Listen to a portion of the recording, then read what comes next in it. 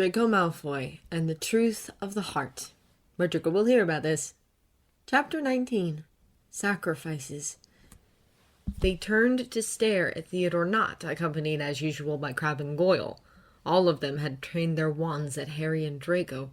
Draco was grateful that he'd never put his down. His eyes narrowed as he stepped in front of Harry, shielding him a bit and giving him the opportunity to pull his own. "What are you doing here?" he demanded. "You should have been escorted out." "We chose to stay," Nott glared. "There was no way I wasn't going to catch you myself, Malfoy." Draco snorted. "You really think we're going to let you touch us?" Draco mocked. "After everything we've been through, evading the Dark Lord for the better part of a year, escaping Malfoy Manor and Gringotts, having my own aunt torture me, you think you can get a hold of us?" "Yes," Nott snapped. "You really have a big head, don't you?" Draco commented. "And you've always overestimated yourself," Nott hissed. "Always so full of it. The great Draco Malfoy will not anymore. I'll show you your place. I'll be the one to bring you down." "This isn't even about the war, is it?" Draco sighed, shaking his head. "You couldn't care less about Harry or the Dark Lord. You just want to get back at me." "Of course I care about the bloody war, Malfoy!" Nott shouted. "Unlike you, I've been in the midst of it for 2 years now, and it's your bloody fault. But if I hand you over, it's all going to be forgiven. My life is going to be better." "You had a choice, Nott," Harry hissed from behind Draco. "Dumbledore gave you a choice. You just didn't take it." "That was no choice," Nott yelled. "My parents' lives were on the line." "We all have a choice, Theo," Draco sighed. "You just chose wrong." Nott's eyes flashed, and then he opened his mouth, probably to fire a curse at Draco, but Harry was faster. "Expelliarmus!" he called, and then Nott's wand was in his hand. Goyle roared, about to fire his own curse at Harry, but Draco was there this time, disarming him in turn. None of them had had an eye on Crabbe, though. He'd raised his wand as well and was casting a spell, one that had all of their eyes go wide. "Fiendfire!" "Harry!" Draco whispered, grabbing for Harry's wrist. "Run!" For once, Harry did not question him. They scurried away from the deadly fire as fast as they could, hearing the other three argue loudly in the background. "We need to get out of here," Draco called. "Fiendfire is a death sentence if we can't... You can't put that shit out!" "I think I saw brooms over there," Harry called, pulling Draco down a road to their left. Draco could feel the heat at their backs, but he did not dare look around to check how much of the room had already caught fire. And then they found the brooms. A whole bunch of them was stacked in a corner, and Harry grabbed 2, handing Draco one. "Come on," he called, about to get on his, but Draco hesitated. He stared at the other brooms, then looked back at the flames. They were spreading dangerously. He thought of himself, playing with Nott, Crabbe, and Goyle as children. He thought of the letter, and how this could have been him. His jaw clenched, and he reached for the other brooms. "What are you doing?" Harry asked, staring. "We have to help them," Draco called. "You..." he began, and then he held in, closing his eyes at a pained expression. "Merlin's balls," he groaned. "You're right, give me those damn brooms." And with that, they lifted up in the air and searched for the other Slytherin students. They found Nott clutching an unconscious Goyle as he inched away from the flames, panic on his face. Crabbe was nowhere in sight. He felt a bang in his chest, but knew that it was most likely too late for him already. "Here!" Draco called, throwing the broom. Nott looked up and caught it just in time. "Save yourselves! You can do that, I assume?" He lingered around just long enough to see Nott mount the broom, pulling Goyle on with him before he turned and raced after Harry for the door. Harry dropped the other 2 brooms he was holding, focusing on finding the exit. He had to maneuver carefully through the smoke and flames, but eventually they found the door, blasting it open with a spell and flying right through it. Nott and Goyle were on their heels, and once they were all safe, Draco shot the spell at the door, throwing it shut. They lay on the stone floor, panting. "Be grateful we saved your bloody lives, Nott," Harry spat. "After what you did to Draco last year, all these years, actually, you sure didn't deserve it." Nott stayed silent. He just stared up at the ceiling, expression empty. Then they heard hasty footsteps. They looked up to find Hermione and Weasley hurrying towards them. "Harry! Draco!" Hermione called, the Marauders map still in hand. "Oh my god, we were looking all over for you! What happened?" "Found the diadem," Draco muttered, sitting up. He glanced at Nott and Goyle, but they still hadn't moved. "It's dealt with. Not a problem anymore. What about you? Did you take care of the cup?" "We did," Weasley confirmed. "Hermione was brilliant." She smiled shyly at him, and Draco thought, "Well, that's nice and all, but we have no time for that now." "So that means we only have the snake left," Draco pointed out, turning back to Harry. "What are we going to..." but he broke off as yells filtered through the corridors from a nearby duel. Death Eaters, Harry muttered, scrambling to his feet. As they turned the corner, they found Fred and Percy dueling a couple of masked Death Eaters, and without thinking, they jumped into the midst of it. Absent-mindedly, Draco noted how numb he felt to the motion. How had it come down to this over the years? Attack, defend, survive. Don't think, because thinking in those situations might actually make you falter and cost you your life. Percy hit one of the Death Eaters with a spell, and his hood slid, revealing him to be Thick-Knees, clearly recognizable even through his mask. "Hello, Minister!" Percy called, his voice grim as he sent another jinx at Thick-Knees, who just stared at him in apparent shock. "Did I mention I'm resigning?" That made Fred laugh as he too flung a curse at Thick-Knees along with Harry, making the Minister buckle and collapse. "You're joking, Percy!" he shouted, sounding gleeful. "I don't think I've heard you joke since you were—" And then something hit the wall behind them. It must have been some sort of exploding spell, but all Draco could suddenly think of was that battle last year, when something similar had happened, and in a split-second instinct he pulled his wand and yelled out a shield charm to cover them all. The impact still hit them, and they were thrown back several feet, but the shield charm weakened the impact. Draco landed in a painful bundle of limbs on top of Harry and Fred, who groaned, muttering, "Okay, I do not need to get that physically intimate with you two. Sorry. I just think you are, so stop complaining!" Draco grumbled, rolling off and looking around, making sure everyone else was safe. Weasley had gotten his arms wrapped around Hermione as they were carefully sitting up. Percy was brushing off his robes. Draco's shield charm had just covered them, it seemed. Just a little farther, he could see the Death Eaters on the ground, unconscious or possibly worse. "Draco!" Harry hissed, grabbing his arm, and Draco looked up. Through the hole on the wall, a giant spider was trying to climb into the castle. He heard Weasley whimper to his right. "Well," Draco said, his voice thin, "better get moving." They ran blindly down the corridor, away from spiders trying to climb into the castle from various nooks. Yes, plural. And then Draco skittered to a halt when he saw a familiar figure locked in a fierce battle with 3 Death Eaters. Dora! Without thinking, he turned and ran to help her. He heard Harry curse and follow him. The Death Eaters didn't see Draco coming, so his stunning spell hit the first man right in the back, making him drop like dead weight. When the others turned with wide eyes, Harry got the second one in the shoulder. Hermione finished off the last one only a second after, before any of them could even lift a wand, and with that, Dora stood in a puddle of unconscious bodies, blinking at them owlishly. "Well, thanks for that," she muttered. "I was looking for Remus and got cornered." "Well, go and find him then," Draco sighed, making a shooing motion. "But watch out for yourself!" "You too, kiddo." She sent him a quick smile, and then she was off. Draco turned to the 3 others a little helplessly. "What are we even doing?" he asked. "Like, do we have a plan?" "We need to finish this," Hermione agreed. "We need to get to the snake." "Can you look inside his mind?" Weasley asked Harry. "Can you find out where he is?" Draco wanted to snap at it because, again, Harry was not a crystal ball, and he couldn't use his connection at will, but then Harry closed his eyes and seemed to disappear the way he did when he had his visions.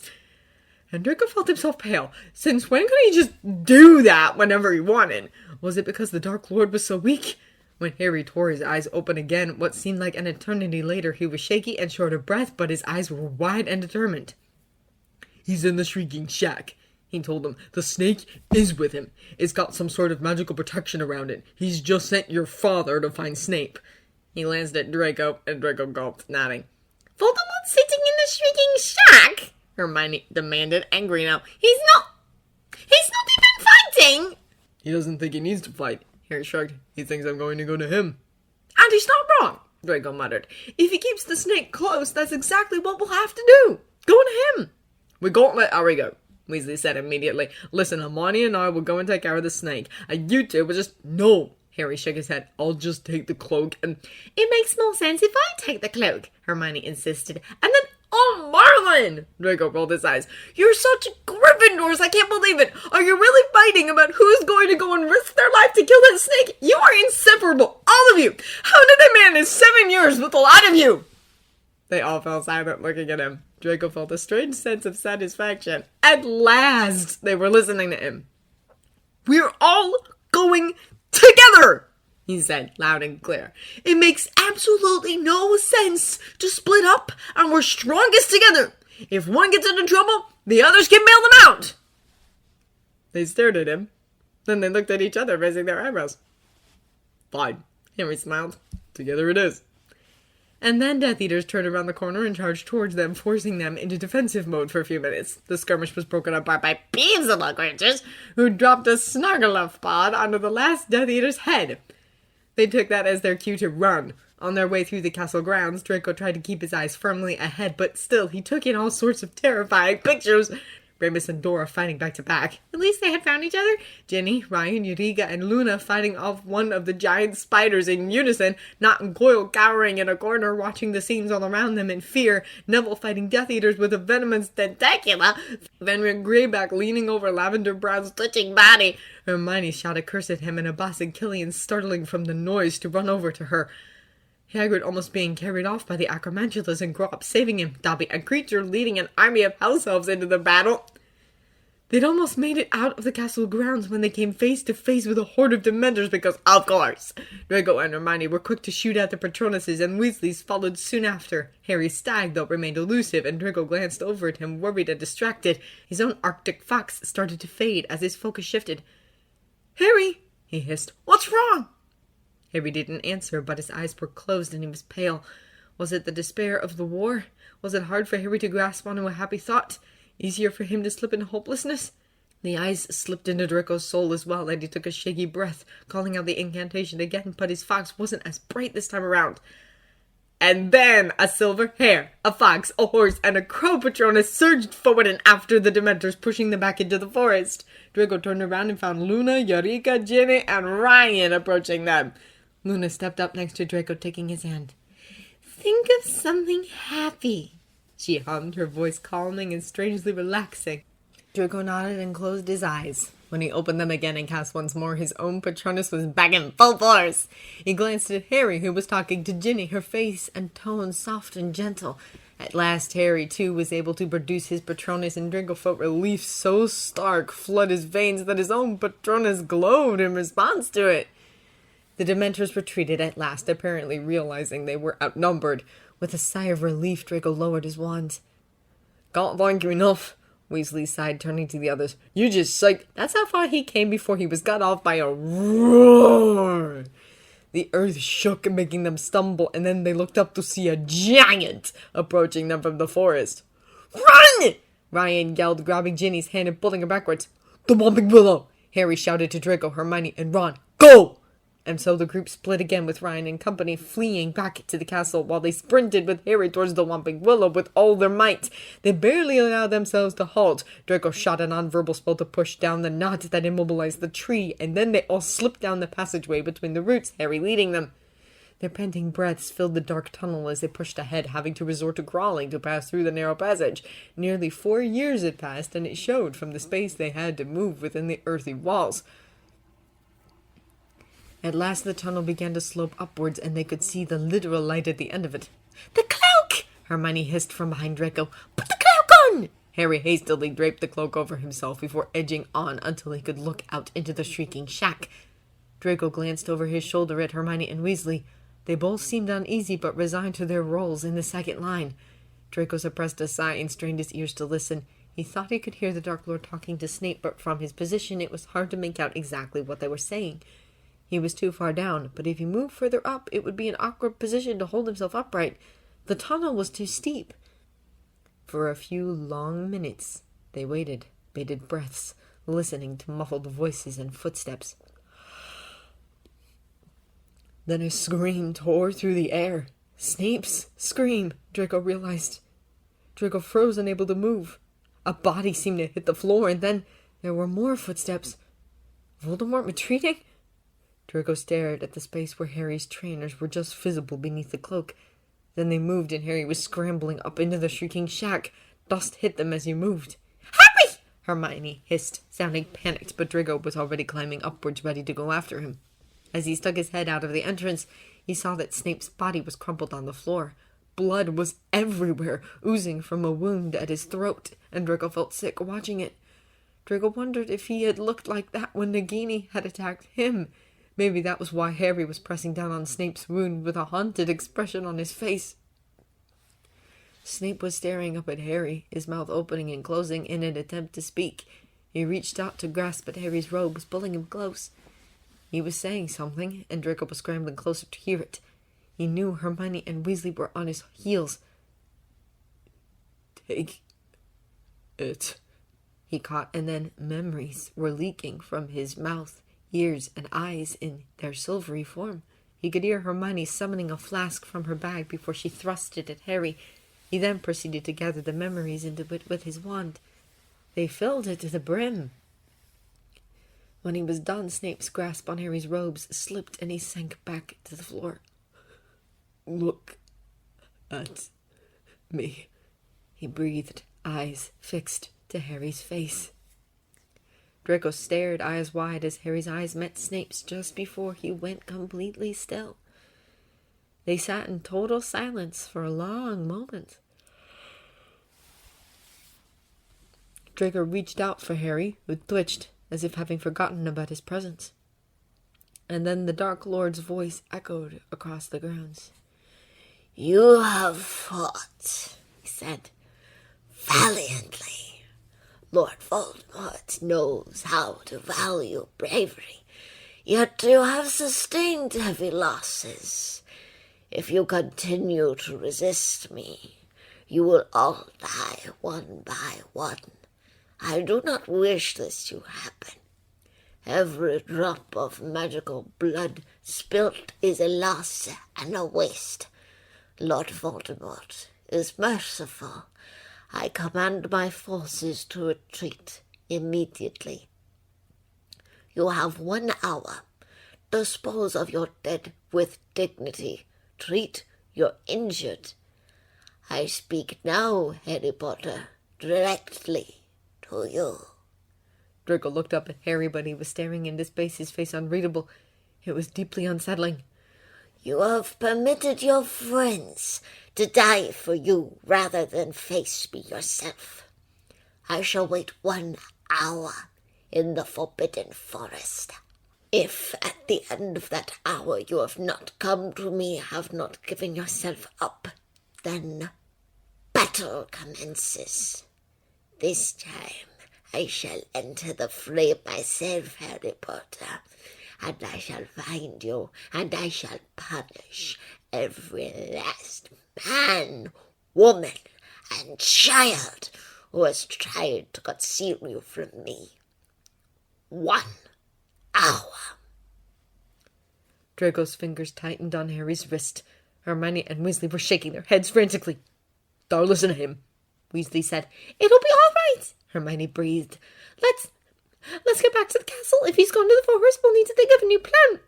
"Harry, look at me," Draco said calmly. It took Harry a couple of seconds before his gaze tore away from Snape's still body.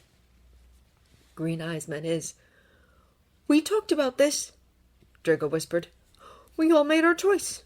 We know what we're doing, and you surviving is our best shot at making it out of this alive. So don't listen to any of this. It doesn't make sense." Harry gulped and nodded. With a shaky breath, he got to his feet and Draco pulled himself up with him. The walk back up to school was silent. Draco kept sneaking glances at Harry, but he was withdrawn and didn't meet his eyes. It scared Draco, to be quite honest. The castle and the grounds were in shambles, showing clear signs of the battle that had been raging here until recently. It took them a while to find the others who had gathered in the great hall. The injured were treated upon the raised platform where the teachers usually sat, Madame Pomfrey being assisted by a group of helpers, amongst which Draco could see the Accrington twins. Weasley soon spotted his family and ran over to make sure everyone had come through okay. Draco scanned the crowd from his spot in the door, trying to make out everyone he knew from afar. All Weasleys seemed to be present, though it took him a moment to find Jenny. She was sitting with Ryan where the dead were laid out, her head on his shoulder. His heart dropped when he saw that Ryan's eyes were red and puffy from crying. He quickly looked around for his teammates, but Eureka and Luna were having tea with Professor Trelawney in a corner, and Yaden, Viola, Abbas, and Killian were standing not far from them. "Hey," Draco muttered, leaning closer to Harry, who was still standing next to him, watching the scene with some apprehension. "I'll check on Ryan for a moment. I'll be right back." "Okay," Harry nodded. "Promise not to go anywhere," Draco told him sternly. "Promise." Harry nodded. Draco sighed and made his way over to Ginny and Ryan, continuing his inventory of friends and family on the way. He spotted Remus and Dora talking to McGonagall, Kingsley and Moody, and Pansy and Zabini were huddled against each other not far from them. Pansy spotted him and smiled. He smiled back before reaching his destination and sitting with his friends. He saw that a small Slytherin girl was laid out in front of Ryan, pale and motionless. He looked up at his friend, tentatively asking, "Are you okay?" "No," he asked, his voice croaked. His eyes were still on the girl's face. "Her name was Lisa. I bloody recruited her. It's my fault." "You had no idea she snuck in a fight," Ginny whispered. "You couldn't personally make sure all of them would get out safely. You're not the prefect, Ryan. It wasn't your responsibility." "Still," he shook his head, "if I hadn't pulled her in, she would still be alive." "You can't think like that." Draco shook his head. "That way lies madness. If Harry starts blaming himself for every death, he might as well jump off the astronomy tower." That seemed to sober Ryan up a little. He finally looked at Draco. "I'm glad you're back," he said. "This Slytherin figurehead thing is really hard. I don't know how you're doing." "Are you kidding me?" Draco scoffed. "I basically fell into it. I had no clue what I was doing." "You look like you had it all together." Ryan gave him a watery smile. Draco shook his head. "I was kicking so hard underwater, mate. I'd have attracted all the Granulos." Ryan chuckled at that, and Ginny gave him a kiss on the cheek. "See?" she whispered. "You don't have to have all the answers." Draco looked around the mass of bodies tentatively, afraid of who he would recognize. He spotted Parvati Patil being consoled by her twin sister, and his stomach fell, so it seemed like Lavender hadn't made it after all. "Colin Creevy died too," Ginny told him, seeming to read Draco's thoughts. "A couple of younger students, actually. They snuck in together." "Bloody hell!" Draco whispered, shaking his head. He turned back to her.